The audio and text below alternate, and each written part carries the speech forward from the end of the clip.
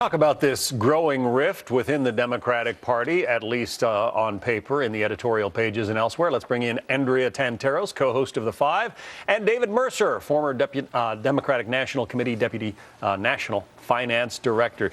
David, is it a rift, first of all?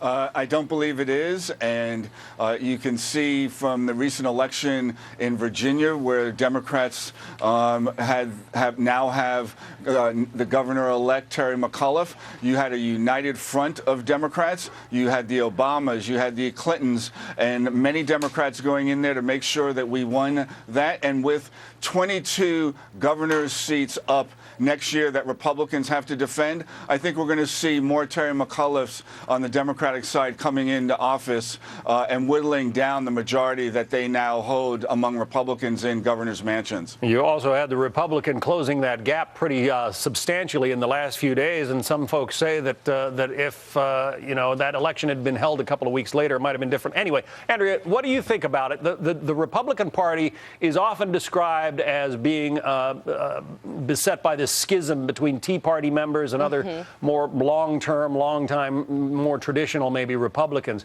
What do you think about what's happening apparently in the Democratic Party right now? Sure, it's on both sides of the aisle. I mean, David's just not being intellectually honest. The right has their far right and the left has their far left.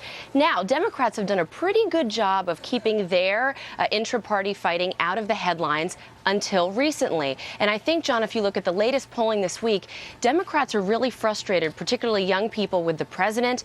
And this has been brooding for a long time with the far left. They're upset that President Obama never closed Gitmo, never got the public option. They're upset about the NSA spying.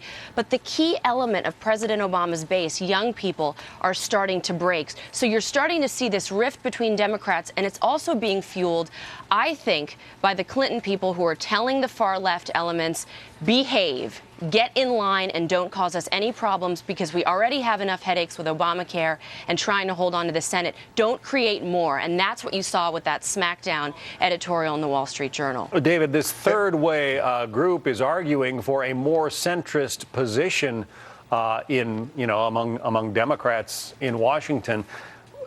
Right now, you've got the most liberal president, arguably, since FDR or maybe LBJ. You've got the most liberal president in office. What does the liberal wing of the party have to be disappointed with?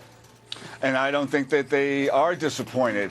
And they saw that to the point where he was reelected to a second term, and only the second Democrat since Franklin Delano Roosevelt to be reelected, along with former President Clinton.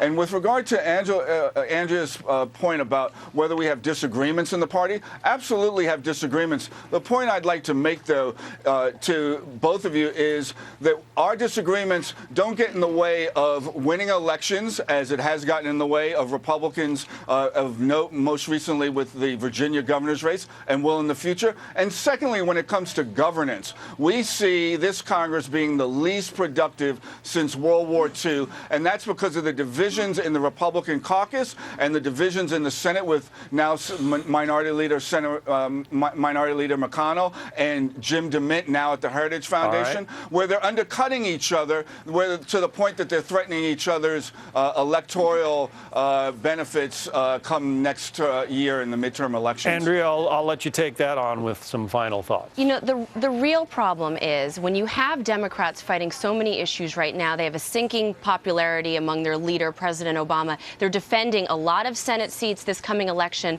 Obamacare is causing them real heartburn. They're going to have a problem when it comes to turnout and a base that's not enthusiastic. That does affect a party. That affects them in fundraising, as I mentioned, in turnout. So these are very real issues. Now, both sides have the beauty of this. You can stiff your base because at the end of the day, they have nowhere else to go. The question is, will they go to the polls and support the candidates, or will they stay home? And I think when you look to 2014, Democrats have a lot of work to do right now with their popularity numbers and their policies. They're just not popular. Obamacare is the driver of that. And that was projected last year with turnout being low among Democrats, and you had African Americans turning out Obamacare wasn't relevant then, David. And Obamacare was the leading message. It was not relevant like it is now. Jenna's going to kill me, so I have to leave it there. David Mercer, Andrea Tanteros, thank you both. Thanks, Pleasure. John. I'm glad I instill fear on you, John.